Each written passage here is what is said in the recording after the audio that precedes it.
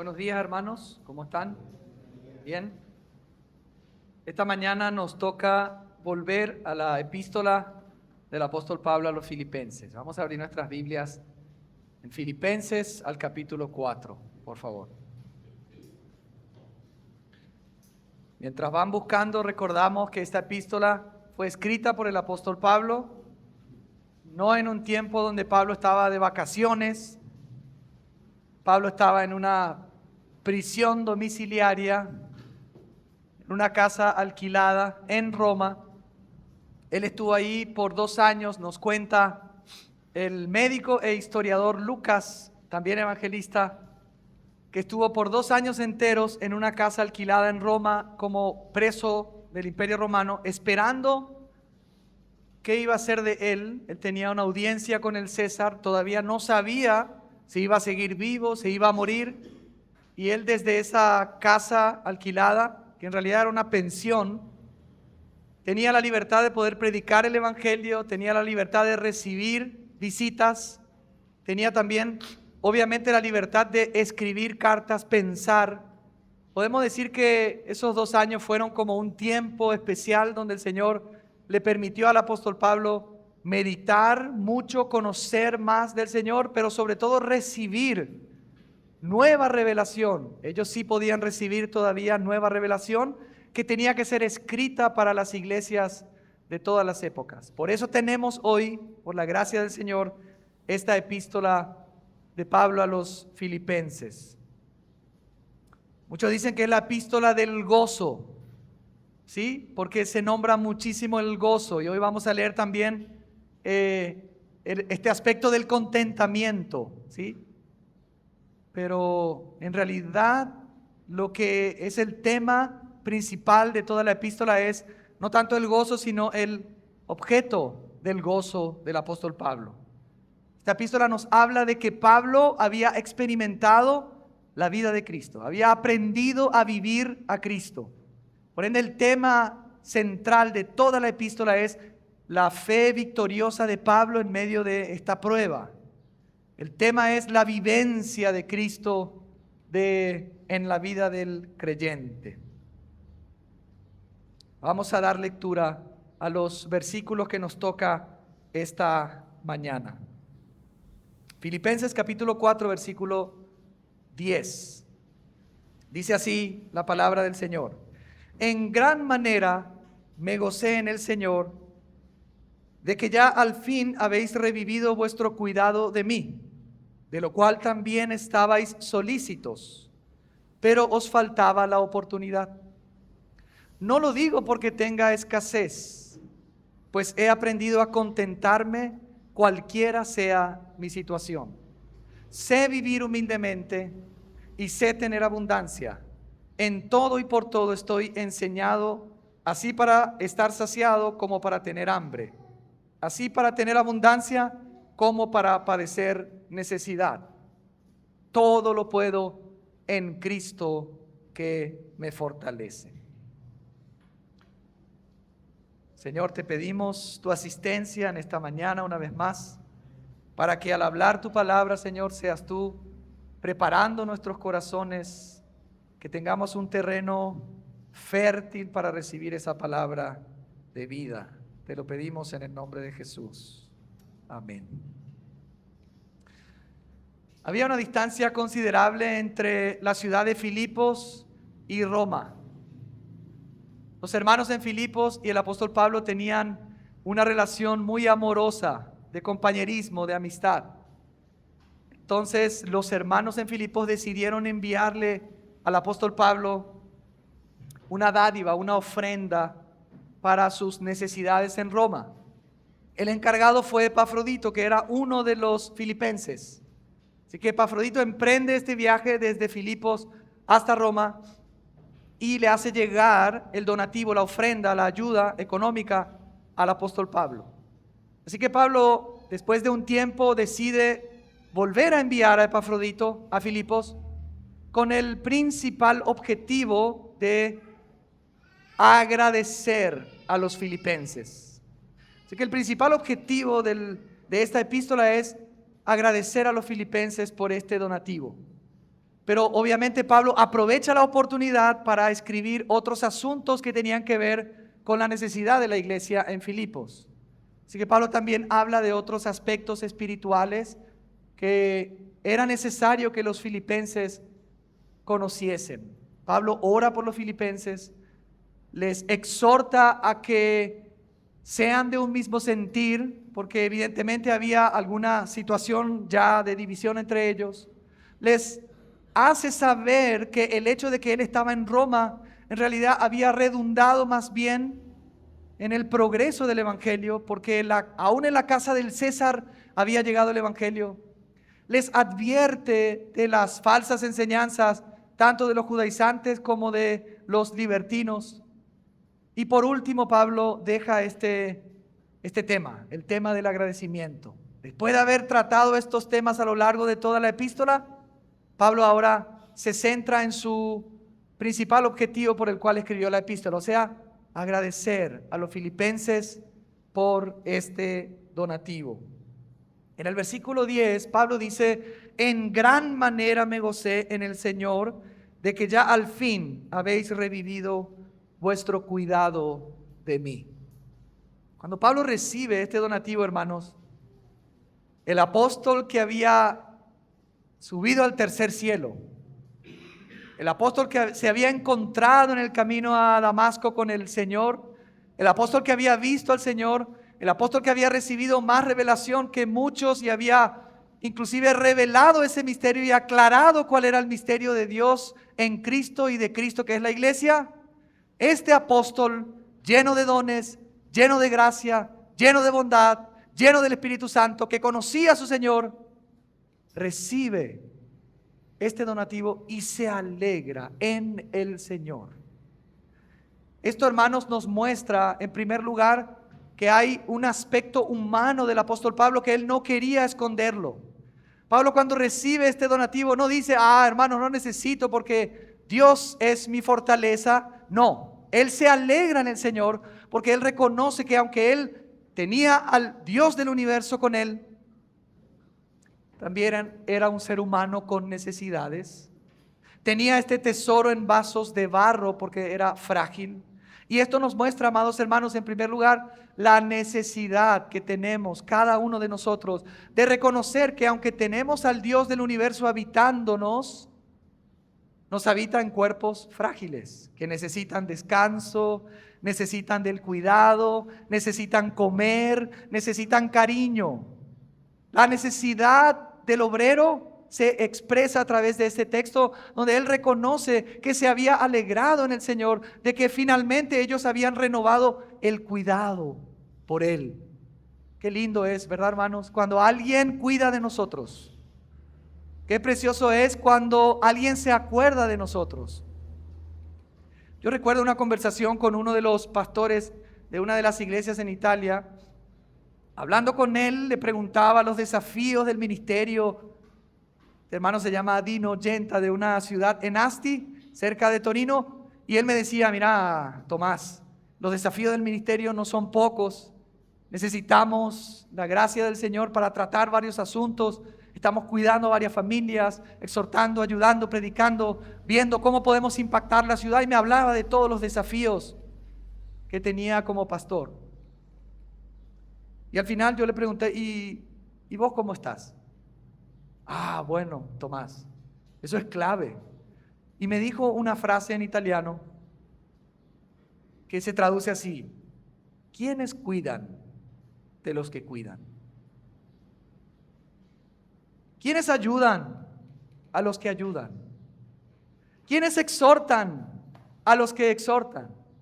¿Quiénes pastorean a los que pastorean? En este versículo, hermanos, nosotros vemos que Pablo se alegra en el Señor porque finalmente los filipenses habían renovado ese cuidado hacia su persona. Hermanos, todos nosotros necesitamos del cuidado. Mi mamá es una persona que tiene una cierta sensibilidad para los regalitos cuando uno va a ir a algún lugar. Por ejemplo, cuando fue Sara a Italia, le dio algunos regalitos pensando en algunos hermanos, y cuando los hermanos recibieron esos pequeños presentes, me escribieron gozosos porque qué lindo, ¿verdad? Del otro lado del continente hubo alguien que pensó en mí con un pequeño regalito. Y estaban re felices. Hermanos, eso es algo muy precioso. Cuando uno se recuerda con un pequeño gesto de un hermano, de una hermana, y aún de aquellos que, como el apóstol Pablo, estaba al frente, había recibido el encargo de fundar iglesias y cuidar de muchos hermanos, aún ellos necesitan del cuidado de los demás. ¿Verdad que es así? Qué gusto cuando alguien te da un pequeño regalito, te visita, te manda un mensaje, te exhorta o te anima. Bueno, este es el primer aspecto que yo veo en este versículo. Pablo dice, gracias a Dios, porque ya al fin habéis renovado vuestro cuidado de mí. Ahora, Pablo parecería, si nosotros leemos de manera un poco rápida y superficial, parecería que Pablo se está lamentando, ¿verdad? Porque dice que ya al fin habéis revivido. Parece que ya era hora. Acá en Paraguay decimos hora más. Pero en realidad no, hermanos. En absoluto se entiende, si leemos antes y después, que el apóstol de alguna manera se estaba lamentando de los filipenses que, ahora sí, ya llegó el momento. No, al contrario. Y lo explica en la segunda parte del verso. Él dice ahí, de lo cual también estabais solícitos, pero os faltaba la oportunidad. Evidentemente, la iglesia en Filipos o había enfrentado un momento de extrema pobreza, como vemos en 2 Corintios capítulo 8. Capaz al comienzo no tenían una extrema pobreza o profunda pobreza, y ahora estaban en una condición de pobreza, y esa era la falta de oportunidad de poder ayudar al apóstol Pablo. Capaz no habían encontrado un hermano que podía enfrentar el viaje tan largo para llevar ese donativo. Pero bueno, el Señor había arreglado las situaciones siempre, porque el Señor es soberano y orquesta siempre todas las situaciones de nuestra vida. Y finalmente los filipenses pudieron encontrar esa oportunidad, aunque ya tenían el deseo de ayudar al apóstol Pablo. Por eso Pablo dice, yo sé que ustedes me pensaban. ¿Por qué, hermanos? Porque no fue la primera vez. Los filipenses, lo va a decir más adelante y se va a predicar la semana que viene, ya en otras oportunidades habían enviado ofrenda y donativo, demostrando el amor ágape hacia aquel hermano que cuidaba de ellos. Hermanos, es importante eso. La segunda cosa que yo veo en este versículo es la necesidad que tenemos como iglesias locales en este tiempo de involucrarnos en ese aspecto, de interesarnos en cuidar de los misioneros, de los obreros, de los pastores, de aquellos que han sido llamados a un ministerio particular para la edificación del cuerpo de Cristo. La iglesia en Filipos era un ejemplo. Los filipenses no solamente eran un ejemplo en cuanto al gobierno, porque vemos que en el primer versículo ya hay ancianos y diáconos. Ellos habían crecido, recordemos que desde el momento en que se fundó la iglesia hasta este momento donde Pablo está escribiendo habían pasado 10 años. Y en esos 10 años nosotros vemos un crecimiento en gracia, en vida, en la vida de la iglesia en Filipos, de tal manera que en el saludo, Pablo saluda a todos los santos, incluyendo a los ancianos y a los diáconos. Eran un ejemplo de crecimiento. Pero la iglesia en Filipos era un ejemplo de dadivosidad. Era una iglesia misionera, porque era una iglesia que se interesaba por aquel hermano que había llevado el evangelio para fundar una iglesia, los había engendrado por medio de la predicación del evangelio en Cristo Jesús y cuidaban del apóstol. Por ende, hermanos, esta iglesia es un ejemplo. Una iglesia local tiene el deber de pensar, de cuidar de aquellos hermanos que los visitan, los animan, les predican, les exhortan y los corrigen. No podemos recibir solamente la gracia por medio de estos hermanos sin pensar en demostrar y devolver siempre esa gracia, ese amor, cuidando de ellos. Amén. Así que vemos dos aspectos: la necesidad que todos tenemos de que se nos cuide, se nos atienda, se nos acaricie de vez en cuando, ¿verdad? Se nos entienda, que seamos empáticos unos a otros. Todos tenemos esa necesidad, incluyendo los hermanos que parece que no tienen necesidad. pero tiene necesidad como todo. Y también vemos la necesidad de seguir este ejemplo de los hermanos que cuidaban del apóstol. Pablo dice en 1 Corintios 9, hablando del aspecto económico, él dice que el Señor había ordenado que aquellos que predican el evangelio, que también vivan del evangelio. Y él llama la atención en ese contexto a los corintios diciendo: en la ley de Moisés está escrito, no pongas bozal, podríamos decir tapaboca, al buey que trilla. Y Pablo dice, ¿será que lo dice pensando en los animales o lo dice pensando en nosotros los obreros? Dice Pablo. Y Pablo aclara, no está diciendo ese texto algo para los animales, sino que fue escrito para que se entienda que los obreros son como los bueyes que aran la tierra para llevar el evangelio y necesitan, mientras trabajan, comer, vestirse, pagar el alquiler de su casa, la cuota del ande, no la cuota, la factura de ande. Tienen necesidades como nosotros, aquellos que han sido llamados a predicar el evangelio.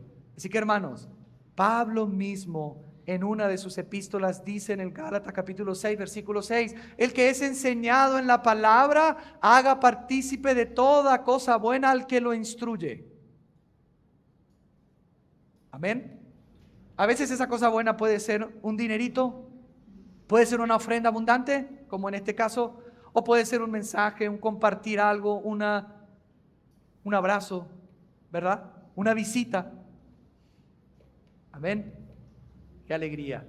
Qué lindo ver este lado humano del apóstol Pablo y este amor demostrado de forma práctica de los filipenses. Pero parece, hermano, que Pablo para aquí en el versículo 10 y hace como una paréntesis para retomar el agradecimiento en el versículo 14. Hace un paréntesis. Y en el verso 11 dice, esto que estoy diciendo, dice él, no lo digo porque tenga escasez, pues he aprendido a contentarme cualquiera sea mi situación. Pablo quiere dejar bien en claro, amados hermanos, que esto que él está diciendo, agradeciendo, ¿verdad? Gozándose de haber recibido este donativo, él no lo está diciendo porque estaba en un momento de escasez. ¿Pablo estaba en un momento de escasez, sí o no? Sí.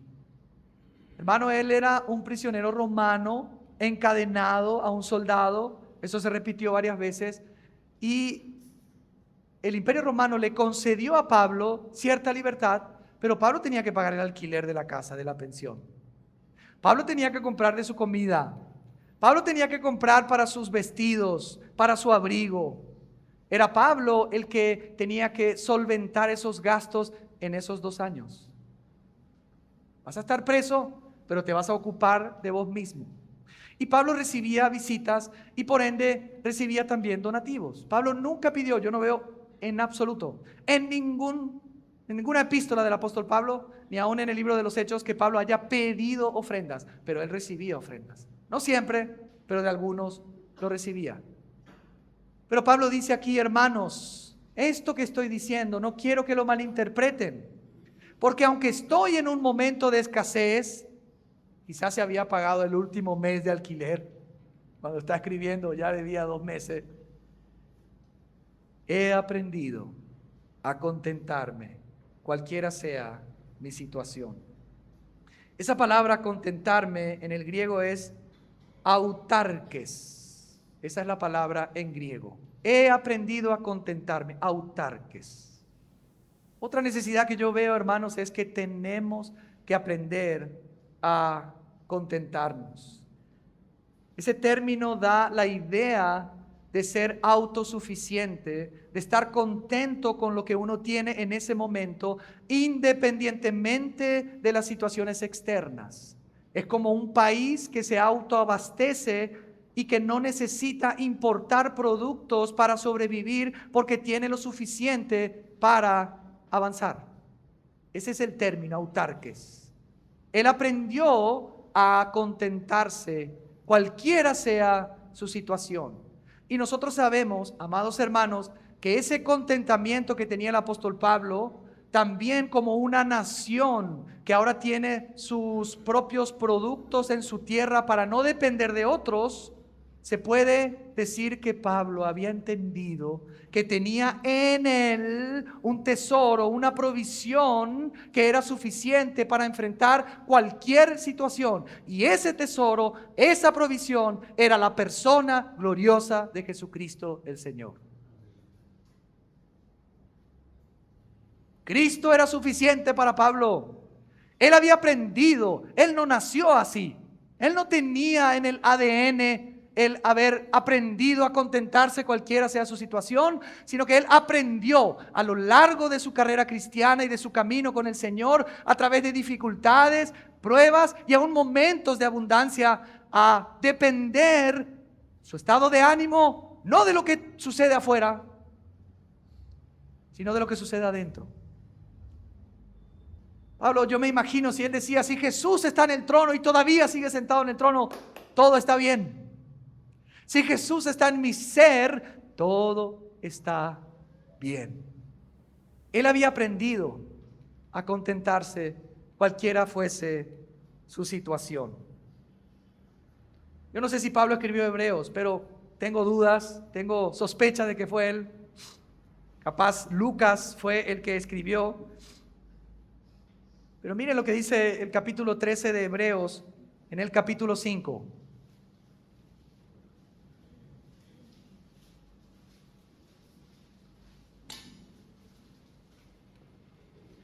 El autor a los Hebreos, al culminar prácticamente su epístola, está diciendo de algunos deberes cristianos, y en el verso 5 del capítulo 13 dice así: sean vuestras costumbres sin avaricia, contentos, ahí de vuelta se encuentra ese término autarques, contentos con lo que tenéis ahora, porque Él dijo, no te desampararé, ni te dejaré, de manera que podemos decir confiadamente, el Señor es mi ayudador, no temeré lo que me pueda hacer el hombre. Hermanos, el autor a los Hebreos está llamando la atención a los cristianos en una época difícil de persecución para los creyentes judíos, diciéndoles, hermanos, que vuestras costumbres sean sin avaricia. ¿Qué es avaricia? Es querer más de lo necesario. ¿Es vivir para querer enriquecerse? No, al contrario, tenemos que estar contentos con lo que tenemos ahora. A veces nosotros depende nuestra alegría de lo que podríamos tener en el futuro. Cuando tenga una casa, cuando tenga un trabajo mejor, cuando me aumenten el sueldo, cuando tenga dinero para comprarme esto, entonces estaré realmente feliz. Pero el consejo es no. Si tu mirada está puesta en el Señor, si empezás a conocer a ese Dios de la providencia que orquesta todas las situaciones de tu vida y conoces íntimamente a Él, no es necesario que esperes a tener algo para ser feliz y estar contento, porque tu contentamiento depende de Cristo. Así que, hermanos, el llamamiento es contento con lo que tenemos ahora. Primera de Timoteo capítulo 6, hay un falso maestro que anda por ahí. Escuché que decía que en el capítulo 3, Primera de Timoteo 3, hablando de los requisitos y de los diáconos, uno de los requisitos es que ni los diáconos ni los ancianos, recordemos eso, tienen que ser deseosos de ganancias. A ver, ¿cómo dice? Sí, no codiciosos de ganancias deshonestas, tanto en los requisitos de los ancianos como de los diáconos. Y este predicador, entre comillas, entre aspas, como dicen los españoles, decía, ¿se dan cuenta? No está diciendo que no tenemos que desear ganancias. Lo que no tenemos que desear es ganancias deshonestas. Está permitido que tengamos el deseo de tener ganancia, de que seamos prósperos y ricos. Por ende, el Señor te va, y utilizaba ese texto, todo lo puedo y todo sé, yo voy a ser rico como no sé quién. Pero el mismo Pablo, en esta misma epístola, en el capítulo 6, Timoteo, dice así, en los versículos 6 en adelante. Pero gran ganancia es la piedad acompañada de contentamiento. ¿Sabe cuál es esa palabra? La misma que él dice en Filipenses. Gran ganancia es la piedad acompañada de contentamiento, porque nada hemos traído a este mundo y sin duda nada podremos sacar. Así que, teniendo sustento y abrigo, estemos contentos con esto. Porque los que quieren enriquecerse caen en tentación y lazo y en muchas codicias necias y dañosas que hunden a los hombres en destrucción y perdición, porque raíz de todos los males es el amor al dinero, el cual codiciando algunos se extraviaron de la fe y fueron traspasados de muchos dolores. Qué clara la palabra, ¿verdad? ¿Será que nos es permitido que tengamos el deseo de ser ricos? No, hermanos, nuestras costumbres tienen que ser sin avaricia, contentos con lo que tenemos ahora, porque para nosotros es suficiente tener al Señor Jesús en nuestras vidas, tener nuestros nombres escritos en el libro de la vida. Hay hermanos que uno los ve vivos en el Señor, encendidos en el Señor, pero de repente entra un deseo pecaminoso de querer ser ricos y tener dinero. Y empiezan a vivir una vida frustrada, persiguiendo una riqueza material y caen en lazo del enemigo y pierden toda vitalidad, pierden el sentido y el propósito por el cual Dios nos creó aquí en esta tierra y nos puso en esta tierra. Pablo había aprendido a contentarse cualquiera sea su situación.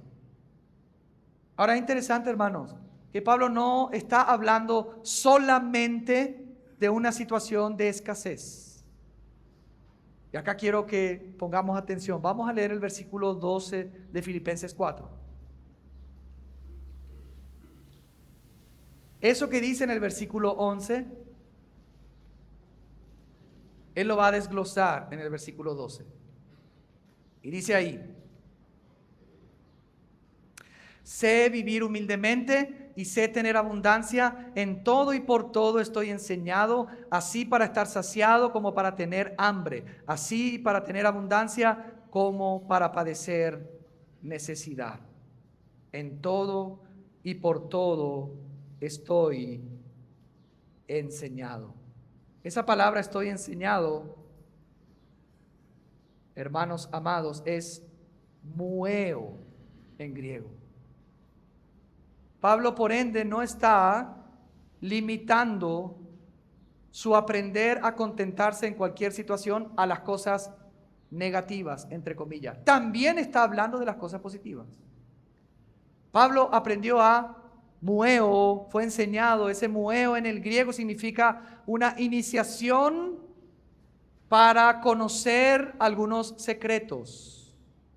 Por ejemplo, si una persona se iniciaba en alguna secta, en alguna filosofía, en algún club griego, esa persona era recibida y ahora le decían: ahora te vamos a revelar algunos secretos que antes no tenías el derecho. Ahora que has sido iniciado, te damos la revelación de ciertos secretos. Pablo había sido iniciado en la vida y en el camino cristiano por la fe, y por ende había recibido la revelación de un secreto. El misterio de Dios escondido desde los siglos le fue revelado al apóstol Pablo por medio de la fe y del Espíritu Santo, y ahora Pablo entendió y conoció el secreto. El secreto es la vida de Cristo. El secreto es conocer a Cristo. El secreto es experimentar a Cristo. El secreto es depender de Cristo. El secreto es tener a Cristo. Y él había aprendido el secreto. ¿Para qué? Para poder enfrentar no solamente situaciones de escasez, sino también situaciones de abundancia. Porque a veces pensamos que no hay trabajo, no me alcanza el dinero. Esta es una situación de prueba y necesito la fuerza de Cristo para enfrentar esta situación. Pero cuando llega un momento de abundancia decimos: ahora tengo la bendición del Señor. Cuidado, porque también los momentos de abundancia son una prueba de parte del Señor para ver dónde está nuestro corazón. Y algunos dicen, yo no sé si es cierto, pero algunos dicen que es más difícil superar la prueba de la prosperidad que de la escasez. Algunos dicen eso. Examinémonos. Cuando nosotros nos falta un poco del dinero, ¿verdad, hermanos? ¿Somos más espirituales o menos espirituales? ¿Cuándo oramos más? ¿Cuando tenemos más? ¿Cuando nos sobra? ¿Cuando nos falta? ¿Cuándo ayunamos? No digo ayunamos en el sentido de que no hay nada en la heladera y no nos toca por sí o sí obligatoriamente ayunar. No, ¿cuándo decidimos ayunar? ¿Cuando tenemos el estómago vacío o cuando tenemos el estómago lleno? ¿Cuando hay problemas en la casa o cuando nos sobra y tenemos momentos de sosiego? ¿Cuál es nuestra experiencia? Hermanos, yo no digo que sea algo fácil enfrentar un periodo de escasez, como Pablo lo había enfrentado varias veces. No voy a leer texto, pero Pablo dice en 2 Corintios, 1 Corintios, tuve hambre, estuve desnudo, no tenía ropa, no tenía fija morada, éramos como la escoria del mundo. O sea, Pablo sabía exactamente lo que era padecer necesidad y en el momento que está escribiendo él estaba padeciendo necesidad. Tenía escasez. Pero Pablo también había experimentado abundancia. Y Pablo había superado tanto el periodo de escasez porque Cristo era su riqueza y tanto el periodo de abundancia porque siempre Cristo era su satisfacción única.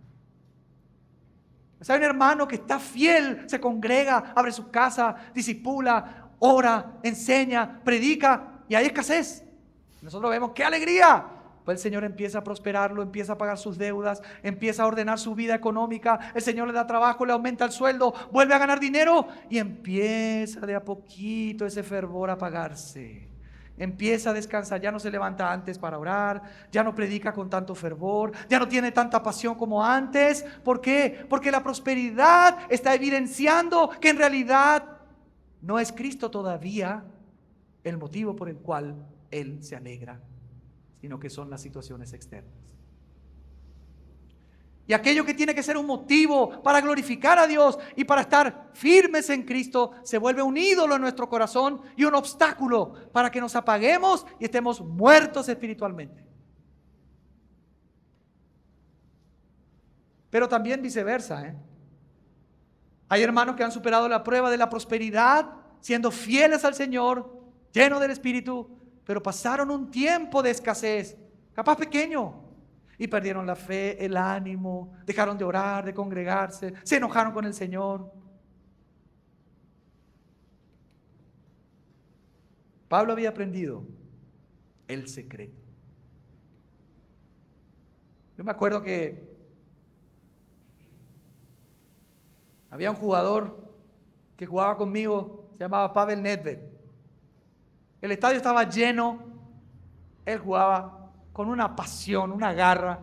El estadio estaba vacío, él jugaba con una pasión, con una garra. El entrenamiento daba gusto y él entrenaba con una pasión y una garra. El entrenamiento era súper aburrido y él entrenaba con una pasión y una garra. ¿Cuál es el secreto? Impresionante, siempre estaba con una pasión y una garra. Él había aprendido a disfrutar lo que hacía. Por ende, partido de Champions o partido amistoso, él jugaba con pasión, porque amaba lo que hacía. Hermanos, Pablo había aprendido el secreto: amar a aquel que lo salvó, de tal manera que era su vivencia, su experiencia, y él podía decir no solamente que su vivir era Cristo, sino que el morir era ganancia. Yo me imagino al César en la audiencia con Pablo: Pablo, te vamos a cortar la cabeza. Gracia es una ganancia. ¿Cómo que una ganancia? Te vamos a cortar la cabeza. Gracias, Señor, ya voy a estar cerca tuyo. Me imagino la guardia pretoriana: mira, Pablo, que ahora te liberan, pero después si te vas allá a Éfeso también hay cárcel. ¿En serio hay cárcel? ¡Ah, qué maravilla! Voy a poder escribir más. Para mí los periodos de cárcel como este eran un periodo de descanso para Pablo. Tenía la guardia que lo protegía. Cuando él estaba libre, no sabía si iba a sobrevivir. Le apedreaban, le insultaban, lo expulsaban de la ciudad, le golpeaban. El Señor, yo creo que a veces decía: bueno, Pablo, vení, tiempo de reposo. 2 años en una casa alquilada con comida y yo te voy a proveer. Y Pablo, hermanos, había aprendido a vivir tanto en abundancia como en escasez. ¿Ustedes recuerdan quién fue la primera que se convirtió en Europa, en la ciudad de Filipos, según Hechos capítulo 16? Lidia. ¿Qué era Lidia? Vendedora de púrpura de la ciudad de Tiatira. Ella estaba ahí en Filipos. El Señor le tocó el corazón a Lidia mientras Pablo estaba predicando. Y ella creyó. Y creyó su familia. ¿Y saben qué hizo Lidia después de eso? ¿Qué le dijo a Pablo y a Silas? ¿Qué le dijo? Vengan a mi casa. ¿Saben lo que dice la Escritura? Nos obligó a entrar. Yo ya me imagino, vengan acá a mi casa a hospedarse. Los arrastró a su casa. Y me imagino que en la casa de Lidia les dio un banquete, les dio comida, les dio albergue. Pasaron un tiempo maravilloso. Y yo me imagino que estaban cantando himnos al Señor en la casa de Lidia. El Señor le estaba dando a Pablo abundancia. Inclusive cuando Pablo se estaba yendo de vuelta a predicar, capaz Lidia le decía, quédate todavía un poco más, hermano. No, tengo que ir yo vine para predicar acá. Bueno, lleva un poco de comida, te preparo un tapercito para que lleve. Bueno, vamos a llevar. Había abundancia. Pero ¿qué pasó después en la ciudad de Filipos? Después de algunos días, una joven tenía un espíritu maligno de adivinación, perseguía a los apóstoles diciendo, estos hombres, de repente Pablo se da vuelta, en nombre de Jesús, fuera, y expulsó al espíritu. Y se terminó el negocio de los que seguían engañando a través de esta joven. ¿Y qué pasó con Pablo y Silas? Los agarraron y los enviaron ¿a dónde? A una cárcel, al calabozo más profundo. Y antes de llevarlos allá, los azotaron. Así que fueron, yo me imagino, terminó la comida, el tiempo de Lidia, ese ágape terrible, hermoso, precioso, y empezó un tiempo de escasez, de sufrimiento. Pero yo no veo en las escrituras que Pablo cantaba en la casa de Lidia y lloraba en la cárcel. ¿Qué pasó a medianoche? Pablo y Silas no tenían, hermano, no tenían guitarra. Empezaron a cantar. Tu fidelidad es grande. Y ese himno espiritual llenó toda la cárcel. La presencia de Dios se hizo viva en ese lugar, de tal manera que hubo un terremoto que liberó a todos los presos. Pablo sabía lo que estaba diciendo. Yo sé vivir humildemente, yo sé tener abundancia, en todo y por todo estoy enseñado, así para estar saciado como para tener hambre, así para tener abundancia como para padecer necesidad. Pablo había aprendido el secreto. Pablo había sido iniciado en la vida cristiana y le fue revelado el secreto, hermanos, y ese secreto está a disposición nuestra esta mañana. Probablemente estás en un tiempo de escasez.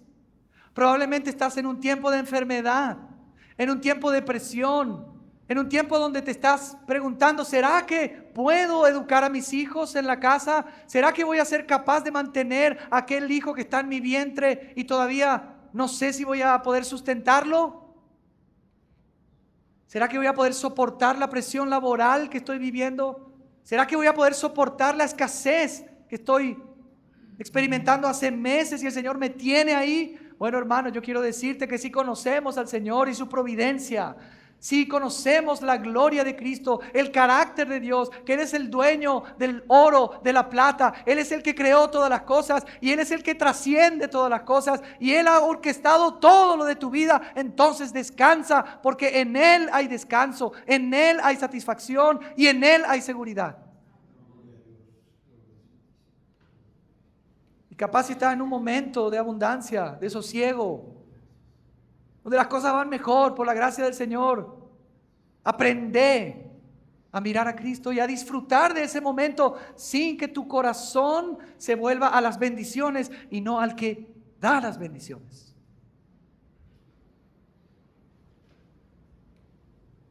Pablo aprendió el secreto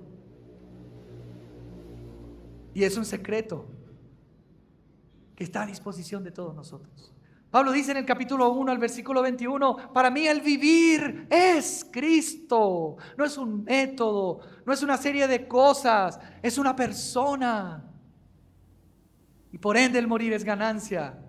Y él ahora nos revela en el capítulo 4 al culminar esta epístola. ¿Cuál es el secreto por medio del cual Pablo podía enfrentar cada situación y permanecer fiel a su llamado? Contento. Él dice, hermanos, en una prisión, gozaos en el Señor. Os digo de nuevo, regocijaos en el Señor. ¿Cuánto debemos aprender, hermanos, en este tiempo a contentarnos en la persona de Cristo? He aquí el secreto, hermanos. Verso 13.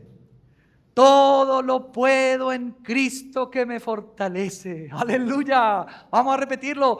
Todo lo puedo en Cristo que me fortalece.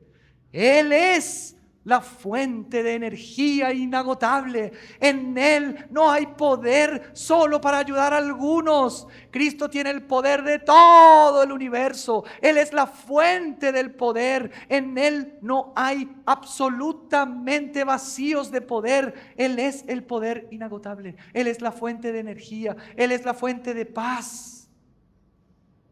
Hermanos, a veces me enoja cuando me subo al auto y arranco y... Qué feo, ¿verdad, hermano? Ay, ay, ay, ¿quién dejó la luz prendida del auto? Y empezamos a buscar el culpable. Y generalmente es mi ayuda idónea. Señor, ¿cómo le cuesta? Todavía no aprendió. Sara no ha aprendido aún a apagar las luces del auto antes de bajarse. Está en ese proceso. Hermano, si uno deja la luz prendida del auto, ¿qué pasa? Se levanta a la mañana y... A veces ni contacto hace. Y uno está apurado. Tiene que ir a... ¿Qué pasó, hermanos? La batería. Se agotó la batería. Porque la batería es un instrumento que provee energía, que suministra energía para que pueda arrancar el auto. Pero ¿cuál es la diferencia entre la batería y Cristo? La batería provee energía y en la medida que provee, pierde energía. Mientras más da, menos tiene. Pero Cristo no es así. Cristo es una fuente de energía que Él da energía, como dice el hermano Tozer en los atributos de Dios, pero Él no pierde un mínimo de energía. Él sigue siendo tan poderoso como antes, aunque dio el poder a los ángeles, arcángeles y a sus criaturas. Él sigue siendo poderoso de la misma manera como antes. Ese es el poder de Cristo que está en nosotros. Por ende podemos decir como el apóstol Pablo, todo lo puedo en aquel que me da fuerza, que me provee energías. La palabra aquí, me fortalece, se traduce, todo lo puedo en Cristo que me fortalece, en dunamo, que tiene que ver con dinamita, con fuerza, con energía. Hermanos, nosotros tenemos el endunamo, que no es moopion de no es ese. Endunamo. Tenemos la fuerza inagotable de Cristo a disposición para hacer todo, hermanos. Bueno, yo recuerdo cuando jugaba también, hermanos, perdonen que a veces les pongo ejemplo. Estábamos en un equipo, hermano, que ni le acertábamos al arco de rugby, de tan malo que éramos. Pero antes del partido, algunos con mucha fe agarraban y decían, vamos a orar. ¿Y saben qué versículo utilizaban para ganarle a Olimpia? Vamos a jugar con una Olimpia y nada. Hermano, no sabemos ni parar una pelota, pero nosotros le vamos a ganar a Olimpia. ¿Por qué? Porque todo lo puedo en Cristo que me fortalece, y todos gritamos y cada vez más fuerte. Pero hermano, para ganarle a otro equipo hay que saber parar, hay que saber chutar, hay que correr, hay que ser mejor. Hay otros que son mejores. No, yo quiero ser goleador, Tomás. Este año es mi año porque es el año de la promesa. Y este año el Señor, todo lo puedo en Cristo que me fortalece. Y es un versículo tan bendecido, que ha sido de tanta bendición, para muchos. Pero también es un versículo que se ha mal interpretado y se usa mal para muchas cosas. Porque no es que todo lo que yo quiero, no es todo lo que a mí me gusta, no es todos mis sueños, todo lo que la carne me pide, todo lo puedo en Cristo que me fortalece y me meto aquí, me meto allá y hago esto, y voy a conquistar a aquella mujer, porque esa es la mujer que Dios me va a dar, todo lo puedo en Cristo. Hola, ¿qué tal? ¿Y vos quién sos? Señor, me voy a orar más. No, hermano, no es así. No es todo lo que yo quiero. No, es todo lo que Dios ha determinado de forma anticipada para que yo cumpla.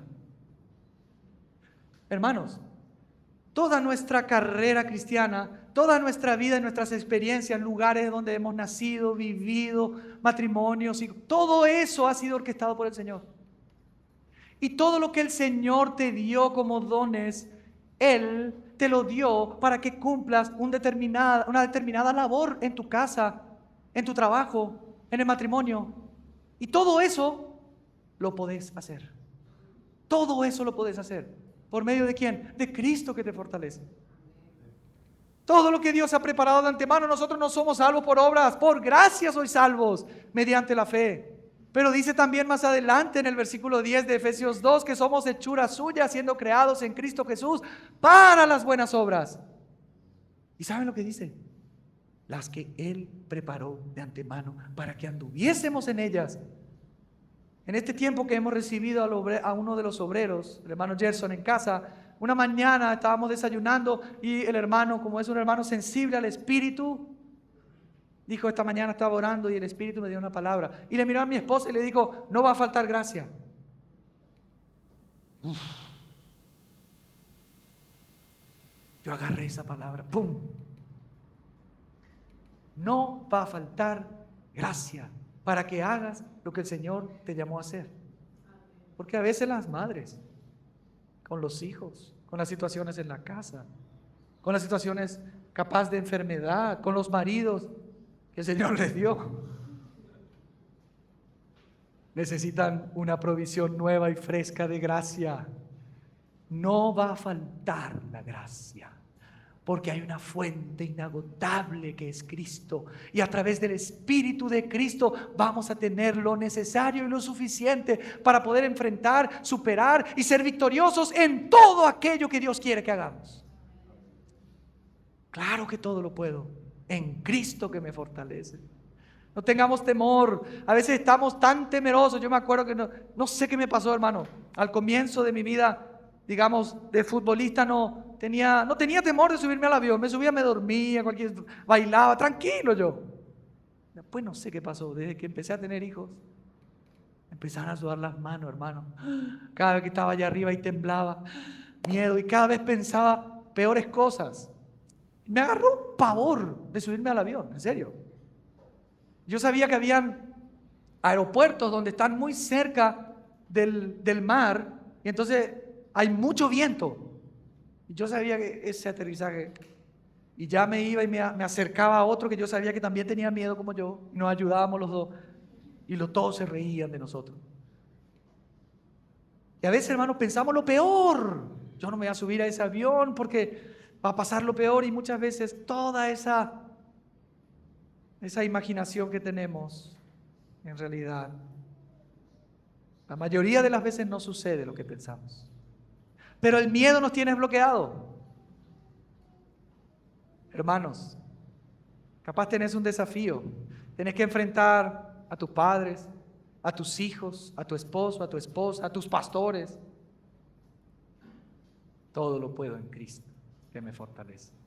Cristo te va a dar la capacidad para que puedas hablar, enfrentar, discipular, evangelizar o todo lo que el Señor te llamó a hacer. Cristo te la va a dar. No te preocupes. Inclusive el Señor le dijo a sus discípulos cuando vayan y sean llevados ante las autoridades: no piensen, no mediten antes, no programen antes lo que van a decir, porque en ese momento El Espíritu mismo les va a poner la palabra en la boca para que proclamen el Evangelio y ellos escuchen y vean la gloria de Cristo. Todo lo puedo en Cristo que me fortalece. Ahora, hermanos, para terminar, vamos a leer 2 de Corintios capítulo 12.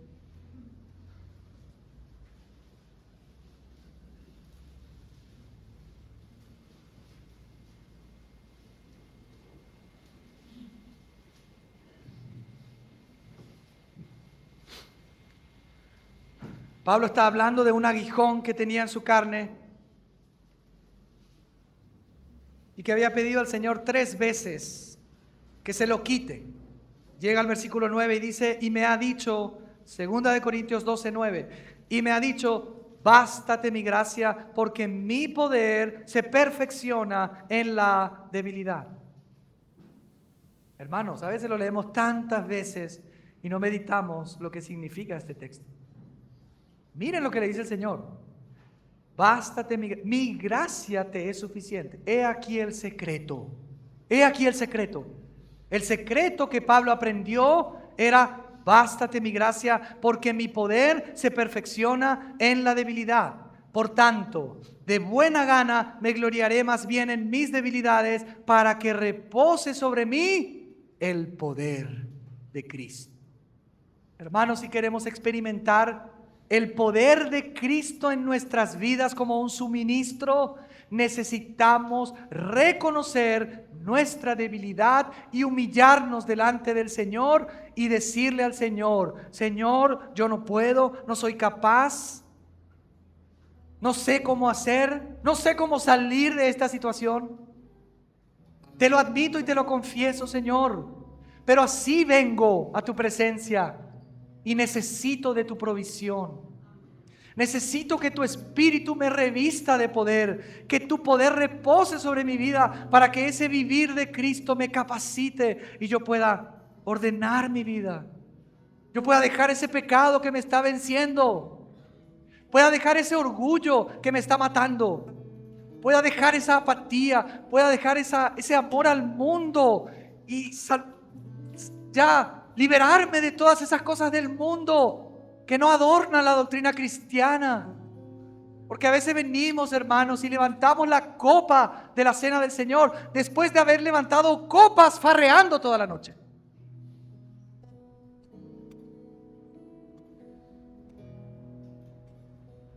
El Señor nos ayude a vivir una vida digna del Evangelio por medio del poder de Cristo.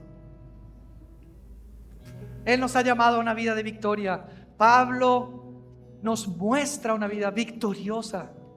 La fe victoriosa de Pablo estaba arraigada y basada en la persona de Jesús. Jesús es suficiente. Jesús es poderoso. Jesús es la respuesta, hermanos, para todos nuestros desafíos.